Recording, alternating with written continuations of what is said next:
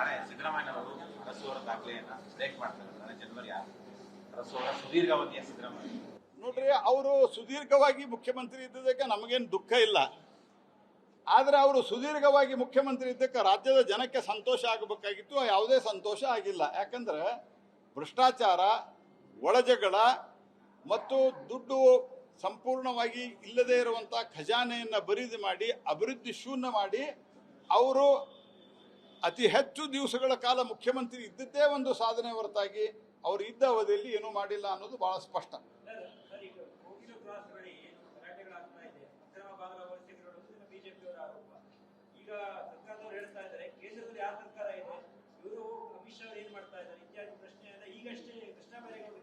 ನೋಡ್ರಿ, ಕಾಂಗ್ರೆಸ್ ಪಾರ್ಟಿಗೆ ಮೊದಲೇದಾಗಿ ಈ ಎಲ್ಲ ಅಕ್ರಮ ವಲಸಿಗರು ಬಂದಿದ್ದು ಮೊದಲೇದಾಗಿ ಕಾಂಗ್ರೆಸ್ ಕಾಲದಲ್ಲಿ ಅವ್ರನ್ನ ಹಿಡಿದು ಹೊರಗೆ ಹಾಕುವಂಥ ಕೆಲಸ ನಾವು ಮಾಡ್ತಾ ಇದ್ದೇವೆ. SIR ಯಾಕೆ ವಿರೋಧ ಮಾಡ್ತಾ ಇದ್ದಾರೆ? SIR ದವರು ಯಾರು ಈ ದೇಶದವರಲ್ಲ, ನುಸುಳುಕೋರು ಸಿಗ್ತಾರಂತ ವಿರೋಧ ಮಾಡ್ತಾ ಇದ್ದಾರೆ ಕಾಂಗ್ರೆಸ್ ಪಾರ್ಟಿಯವರು.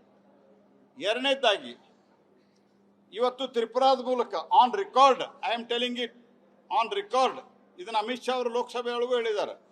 ತ್ರಿಪುರಾದಲ್ಲಿ ಇವತ್ತು ನುಸುಳುಕೋರರು ಬರೋದು ನಿಂತು ಹೋಗಿದೆ, ನುಸುಳುಕೋರರು ಬರೋದು ಬಂದಾಗಿದೆ. ಗುಜರಾತ್ದಲ್ಲಿ ಬಂದಾಗಿದೆ, ಅಸ್ಸಾಂದಲ್ಲಿ ಬಂದಾಗಿದೆ, ಬಂಗಾಲದಲ್ಲಿ ಮತ್ತು ಬಂಗಾಲ ಮತ್ತು ಇನ್ನೊಂದು ರಾಜ್ಯದಲ್ಲಿ ನಡೀತಾ ಇದೆ. ಯಾಕೆ ನಡೀತಾ ಇದೆ? ಬಾರ್ಡರ್ ರಾಜ್ಯದಲ್ಲಿ ಇವರಿಗೆ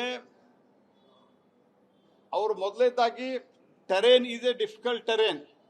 ನುಸುಳುಕೋರರ ತಡಿಲಿಕ್ಕೆ ಎರಡು ರೀತಿಯ ಕ್ರಮಗಳು ಬೇಕಾಗ್ತದೆ. ಒಂದು ಬಾರ್ಡರ್ದು, ಎರಡನೇದು ಟೆರೇನ್ ಡಿಫಿಕಲ್ಟ್ ಇರೋದ್ರಿಂದ ಅವರು ನುಸುಳಿಕೊಂಡು ನದಿ ನಾಲೆಗಳಲ್ಲಿ ಹಾರಿ ಒಳಗಡೆ ಬಂದರೆ ಅವರಿಗೆ ಫಸ್ಟ್ ಗೊತ್ತಾಗೋದು ಅಲ್ಲಿಯ ಪೊಲೀಸ್ ಠಾಣೆಗೆ ಮತ್ತು ಅಲ್ಲಿನ ತಲಾಟಿಗೆ. ನಮ್ಮಲ್ಲಿ ತಲಾಟಿ ಅಂತ ಹೇಳ್ತಾರೆ, ಇಲ್ಲೇನು ಹೇಳ್ತಾರಪ್ಪ ಬೆಂಗಳೂರು ಕಡೆ? ತಲಾಟಿ ಇರ್ತಾನಲ್ಲ ಹಳ್ಳಿಯಲ್ಲಿ, ಪಟವಾರಿ ಅಂತ ಇಂಗ್ಲಿಷ್ ಹಿಂದಿಯಲ್ಲಿ ಹೇಳ್ತಾರೆ, ವಿಲೇಜ್ ಅಕೌಂಟೆಂಟ್, ಗ್ರಾಮ ಲೆಕ್ಕಿಗೆ ಗೊತ್ತಾಗ್ತದೆ. ಇಲ್ಲ ಅಂತಂದ್ರೆ ಪೊಲೀಸ್ ಠಾಣೆಗೆ ಗೊತ್ತಾಗ್ತದೆ.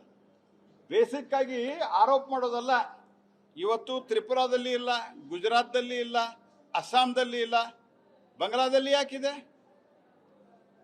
ಪಶ್ಚಿಮ ಬಂಗಾಳದಲ್ಲಿ ಯಾಕಿದೆ? ಬಿಕಾಸ್ ಅವರಿಗೆ ಕೊಟ್ಟು ಕಳಿಸ್ತಾರೆ ಬಾಂಗ್ಲಾದೇಶದವ್ರಿಗೆ.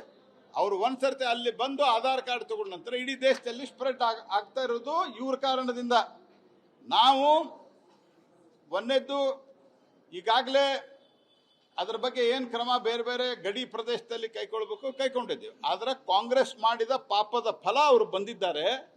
ಅವ್ರನ್ನ ಮೊದಲ ನೀವು ಅವರಿಗೆ ತುಷ್ಟೀಕರಣ, ನಿಮ್ಮ ವೋಟ್ ಬ್ಯಾಂಕ್ ಮಾಡಿ ದೇಶದ ಸುರಕ್ಷತೆಗೆ ಒಂದು ಧಕ್ಕೆಯನ್ನು ತರುವಂಥ ಕೆಲಸವನ್ನು ಕಾಂಗ್ರೆಸ್ ಪಾರ್ಟಿ ಮಾಡಬಾರದು.